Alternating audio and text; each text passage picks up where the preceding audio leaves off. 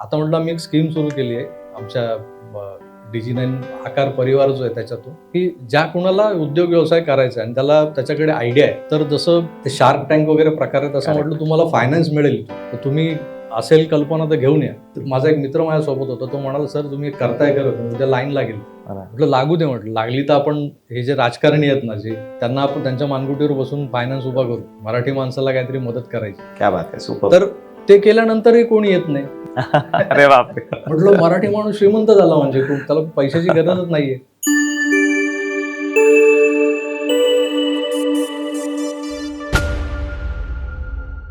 Sir, जेव्हा मी दुबईत आमची कन्सल्टिंग सुरू केली तेव्हा मोहितशी भेट झाली. सो मोहित ट्रायझोन आणि आज आपला इथे जो बॅनर मागे जो फ्लायर आहे, सो त्यामध्ये सर आणि मोहित नाईक यांचा ट्रायझोन कॉर्पोरेट सर्व्हिसेस, सो असं हे आहे. सो ट्रायझोन कॉर्पोरेट सर्व्हिस दुबई आणि त्याचे फाउंडर मोहित नाईक ह्यांची तुम्ही कसे जोडले गेलात, म्हणजे तुमचा जो प्रवास तुम्ही सांगितलात, राजकीय विश्लेषक आणि दुबई, हे कसं काय गणित जमलं सर?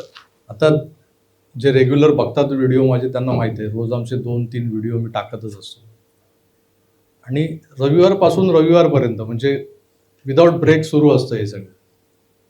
तर रोज रोज राजकारण तेच आणि मग जेव्हा हा विचार डोक्यात आला की मराठी तरुणांना काहीतरी मार्गदर्शन करायचं, तर मी डेडिकेटेडली एक सिरीज सुरू केली. कर्मधर्म संयोगाने त्याचं नाव सॅटर्डे क्लब होतं.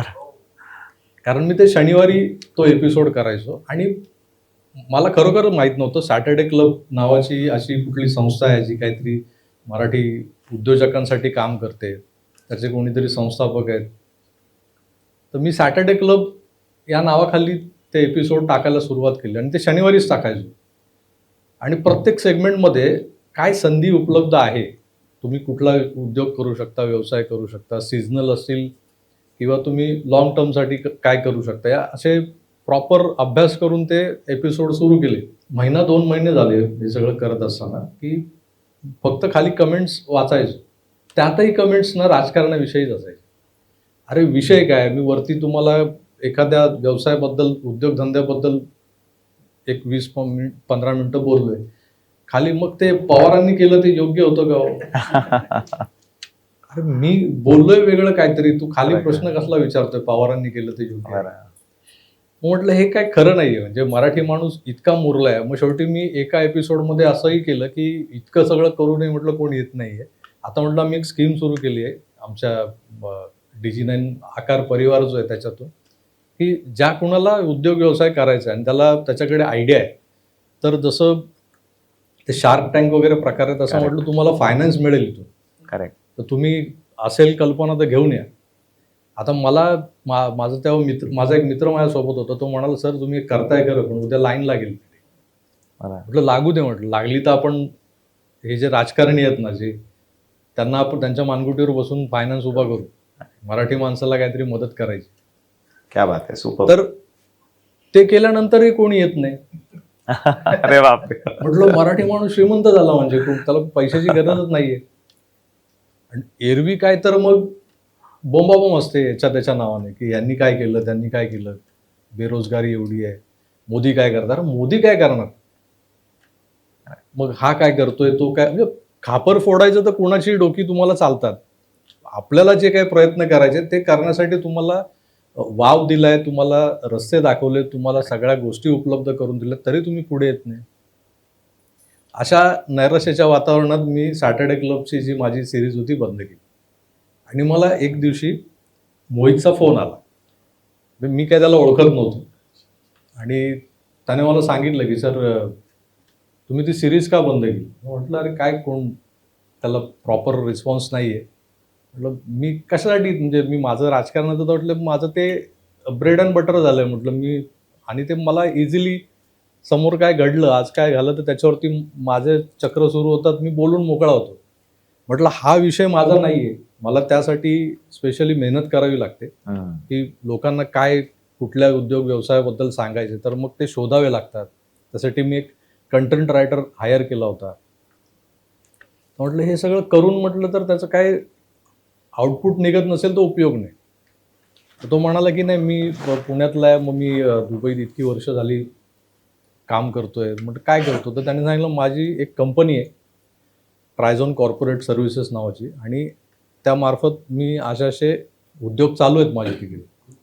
तर ह्या गोष्टी ना म्हणजे लोकांना दुबईत यायचं असतं, म्हणजे परदेशात जाऊन आपला उद्योगधंदा वाढवायचा असतो, पण तिथे गेल्यानंतर की नेमकं काय आहे? आता बऱ्याच लोकांचे फोन नंतर जेव्हा मी ह्यात उतरलो तेव्हा मला बऱ्याच लोकांचे फोन यायला लागले की मी इथून इथून बोलतोय, माझी शेती आहे, माझ्याकडे कांदा पिकतो, दुबईला विकायचा आहे, तर मग काय करायचं? तर मी जाऊन विकू शकतो का? म्हटलं तू घेऊन कसं राहणार दुबईला काम? असं कुणाकडे काहीतरी प्रॉडक्ट असतं. तर ह्या सगळ्या गोष्टींना चॅनलाइज करण्यासाठी खरं तर तिकडे सिस्टीम आहे. तुम्ही तिथे असंच वन फाईन मॉर्निंग जाऊन काहीतरी माझ्याकडे हे मी विकायला आलोय घ्या, ते रस्त्यावर ठेला तर लावू शकत नाही. करेक्ट. प्रॉपर चॅनल थ्रू गेलं पाहिजे. आणि ते चॅनल होतं ते मोहितची ट्रायझोन कॉर्पोरेट सर्व्हिसेस नावाची कंपनी. त्याने मला समजावून सांगितलं की मी काय करतो नेमका तिकडे. मग मी दुबईला गेलो, त्याने मला बोलवलं. म्हटलं ठीक आहे, मी प्रत्यक्षात तिकडे येऊन बघतो तुमचं नेमकं कसं काम चालू.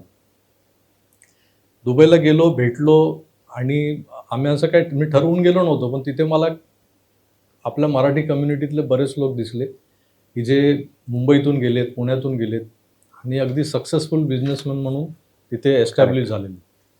मी त्यांच्या मुलाखती घेतल्या करेक्ट.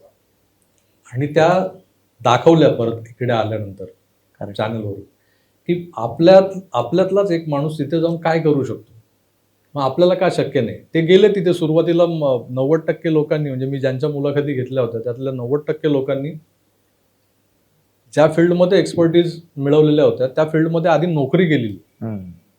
तिथे नोकरी करून त्यांनी अचानक ते शिफ्ट झाले, स्वतःचा व्यवसाय वाढवला, आणि आज ते तिकडे बऱ्यापैकी एस्टॅब्लिश आहेत.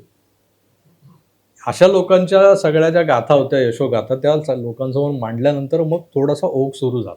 Correct. आणि माझ्यासोबत मोहित होता, त्यामुळे मोहित नेमकं काय काम करतो हे सगळं बघितल्यानंतर आमची तिथे एक प्रकारची अटॅचमेंट झाली आणि पार्टनरशिप सुरू झाली माझी तिथे. आता ट्रायझोन कॉर्पोरेट सर्व्हिसेसमध्ये मीही पार्टनर म्हणून काम करतोय, प्लस एक इथला ब्रँड ॲम्बॅसेडर म्हणून. किमान आता मला एक माझ्या चेहऱ्याला ओळख आहे, आपल्या चॅनलला नाव आहे, त्याचा फायदा मराठी माणसाला व्हावा यासाठी मागचे 2-3 वर्ष ज्या पद्धतीने मी काम करतोय, तर मोहितशी माझं असोसिएशन जे आहे ते Superb, या superb. पद्धतीने सुरू झालं. Thank you sir.